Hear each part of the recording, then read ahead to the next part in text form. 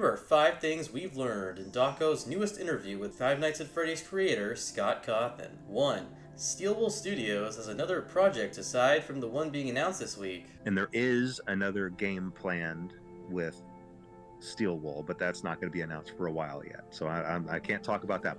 Okay. 2. Scott wants Megacat Studios to make a game based on another Fazbear Fright story, Fetch, now that work is finished with the End of the Pit game. In fact, I'd really like them to start working on Fetch. You know, some stories obviously cater more toward being a good game than others. This is kind of a scary thought. The thought that I might be online shopping looking for a specific thing and somehow something out there is hearing that and receiving that and then gonna come to me, sneak inside and put it somewhere without me knowing that it was there. It's just a creepy scenario. It's a creepy setup.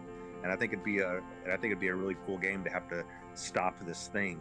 Number 3. Jason Blum actually cheered up Scott after he was reading negative reviews of the Five Nights at Freddy's movie. I was checking my email and I accidentally saw one of the reviews.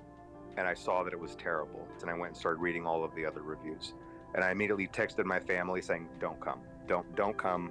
You know, this is over. I want to be by myself.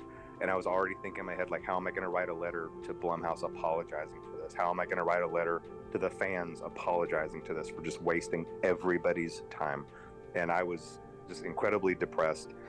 But somehow Jason Blum caught wind of this. You know, he started just bombarding me with text messages saying, Scott, the fans love it. The fans love it. You know, the movie's a big hit.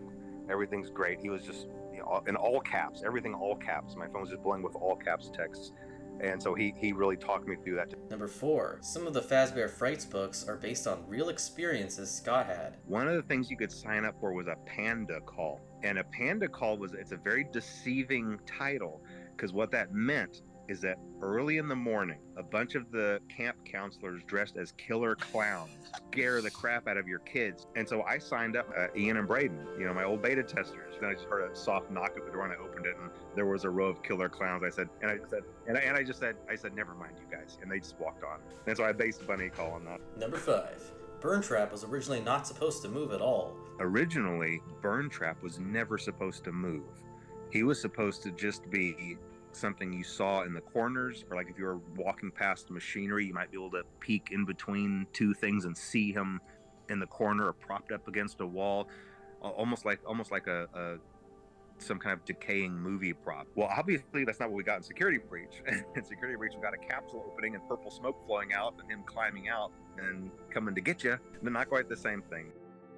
Scott Cawthon works out. I might be at the gym, and that's something that I really enjoy.